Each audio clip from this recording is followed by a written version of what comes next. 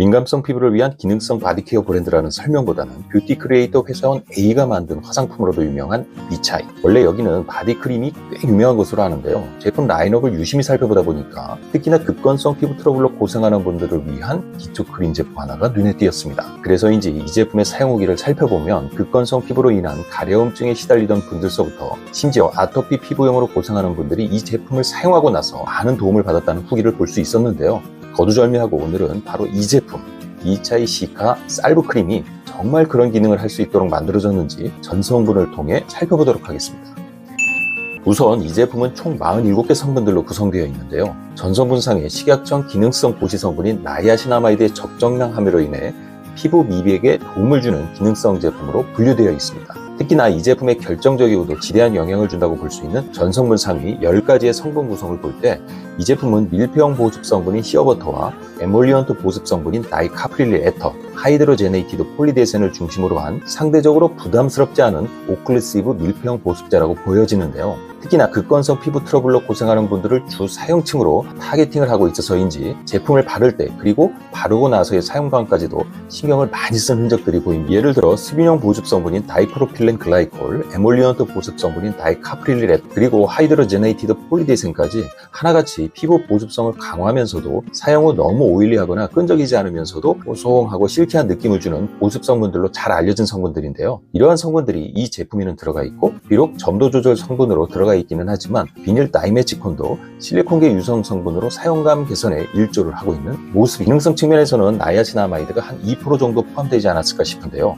비록 식약청 기능고시 조항에 의거 피부 미백에 도움을 주는 성분으로 표기되어 있기는 하지만 그보다는 나이아신아마이드의 또 하나의 기능이라 할 수 있는 피부 진정, 염증 감소의 리드 성분으로 이 성분을 넣은 것으로 보여집니다. 이후로 물론 시어버터 성분을 포함함으로써의 결과물로 보여지기는 하는데 피부장벽 세포간 지질의 주 구성 성분들 중 하나인 팔미틱 애시드와 스테아릭 애시드가 전 성분 포함된 것이 눈에 띕니다. 다시 말해 이 제품은 밀폐형 보습 성분인 시어버터와 데미지 입은 피부장벽의 세포간 지질 속으로 자연스레 침투, 데미지 입은 곳을 메워주는 다이카프릴릴 에터와 하이드로제네이티드 폴리데센 등을 중심으로 데미지 입은 피부 장벽을 보호해주면 물론이고 다시 말해 스스로 회복할 수 있는 시간을 벌어주는 것이죠. 거기에 더하여 추가적인 염증 반응 등으로 인해 피부 장벽이 더더욱 붕괴되지 않도록 나이아신아마이드와 피부 장벽 수리 성분들이라 볼 수 있는 팔미틱 애시드와 스테아릭 애시드 그리고 피토스테롤의 일종인 베타 시토스테롤을 추가해서 피부 장벽의 복구를 돕는 동시에 무너진 피부 장벽 사이로 피부 수분들이 솔솔 빠져나가지 못하도록 막아주는 그런 제품이라 볼 수 있겠는데요. 정말이지 몇 가지 아쉬운 점이라 한다면 지금 제가 설명드린 이 내러티브가 조금은 억지스럽게 느껴질 정도로 성분 구성의 얼라이먼트와 집중도에 있어서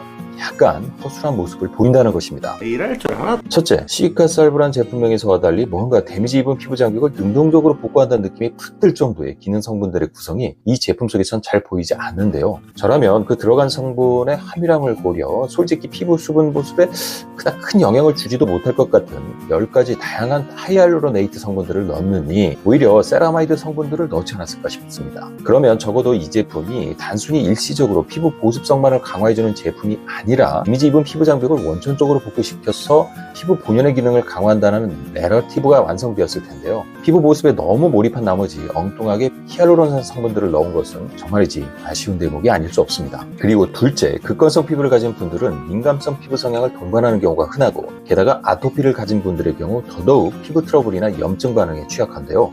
왜 불필요하게 전성분을 47개까지나 늘렸는지도 상당히 아쉬운 부분입니다. 전성분 수의 증가는 피부 트러블에 있어 경우의 수를 늘리면 물론이고 문제 발생 시 대처를 어렵게 하는 원인이 되기도 하는데요. 미차이 시카 살브 크림이 제품명에서와 달리 극건성 피부 트러블을 달고 사는 민감성 피부를 가진 분들에게 효과적인 도움을 준다는 초심을 잃고 순간 집중력이 좀 흐트러지지 않았나 생각합니다. 그럼에도 심지어 사용한 다양한 유화제 계면활성들에 있어서도 피부 자극이 덜한 비이온성 계면활성제를 쓰려 노력했다는 점과 방부 성분들도 파라벤이나 페녹시에탄올 같은 노골적인 방부 성분들 대신 밀리헥산 다이올이나 에틸엑실 글리세린, 카프릴릴 글라이콜 등을 사용했다는 점은 이 제품이 피부 트러블로 고생하는 분들을 위해 나름 세심한 배려를 했다는 모습을 충분히 가늠케 하는 대목이기는 했는데요. Anyway, 이 미차이 시카 살브 크림 스스로 피부 트러블로 고통을 받던 알기론 여드름성 피부로도 고생을 좀 했던 것으로 기억하는데요. 그 회사원 A가 직접 잡고 만들었다고 하기엔 조금 의아함이 드는 그런 제품이 아니었나